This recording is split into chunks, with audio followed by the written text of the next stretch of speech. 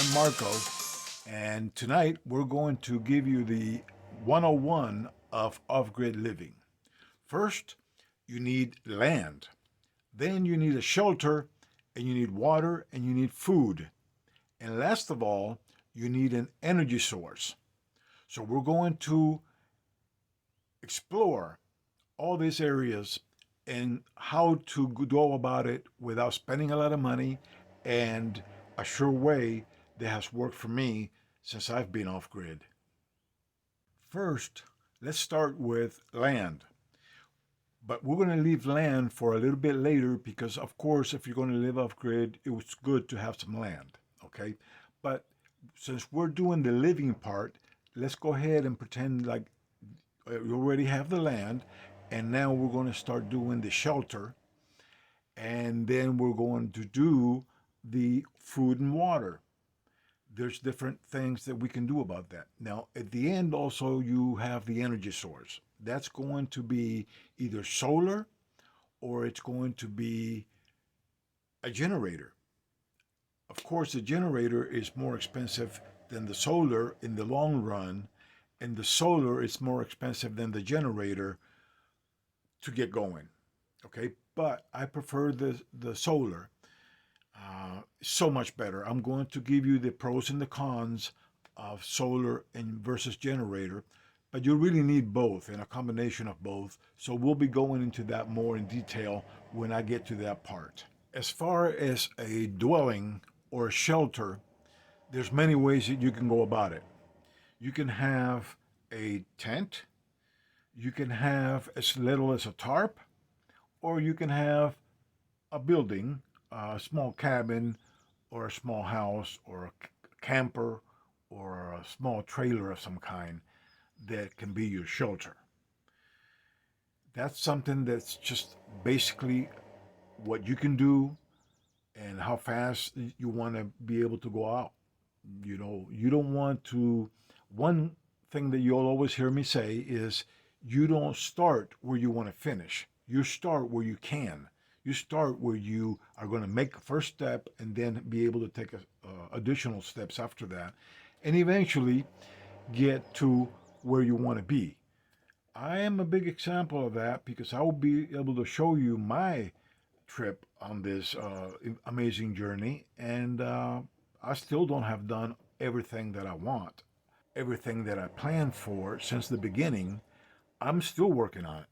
So uh, it's mainly showing you how to go about it, and it's going to be up to you how much effort you put into it and how successful you'll be with the reaping of the benefits from your work, because it is hard work.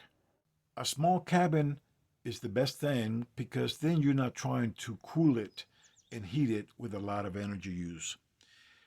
A simple 5,000 BTU air conditioning will cool a 10 by 12, 12 by 12 cabin really easily, and the heating the same. You won't have to heat that much. Gas is expensive. It's going to get more expensive, unfortunately.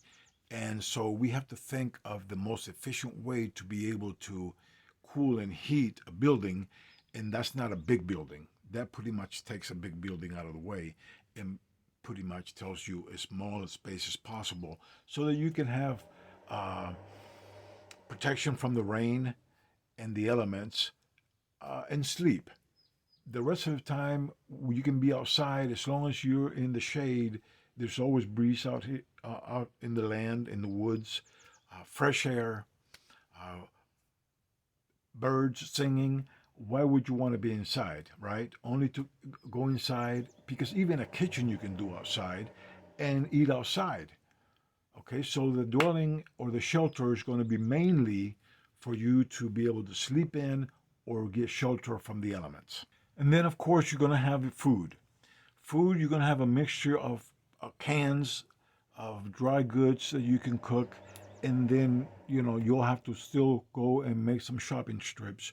But if that was someday it was restricted in some way, then you still have to find a way to provide for yourself. So that's going to be in the form of a garden and in the form of hunting and in the form of canning so that when you have a harvest and you can't use all of it, you can can it and use it throughout the rest of the year when you can't grow that particular crop. The same way with hunting. If you catch, let's say, a deer, and that's a pretty good bit of meat, that if you know how to harvest it properly and you know how to preserve it properly, you're going to have meat whenever you're short on other things that you have to go get at the grocery store or can't get, or it's too expensive. Chickens are fairly easy to take care of, and they will provide eggs, which are very high in protein, and they will also provide the meat.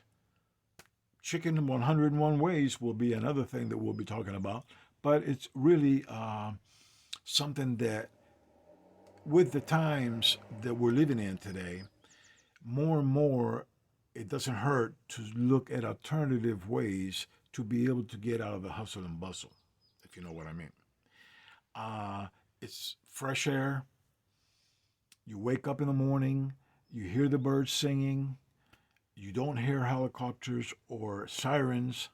So those are some of the pros, some of the really good things that I really love about being out there off grid and in the woods. Um, I'm not scared.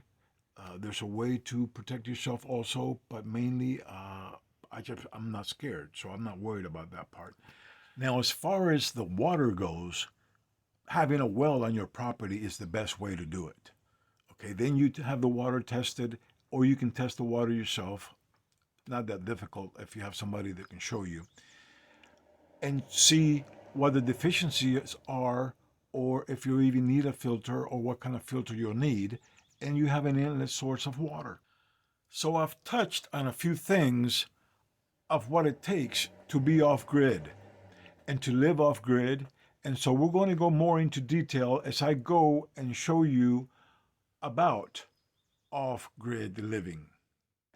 Please subscribe and like so that other people may find the information I'm giving you right now.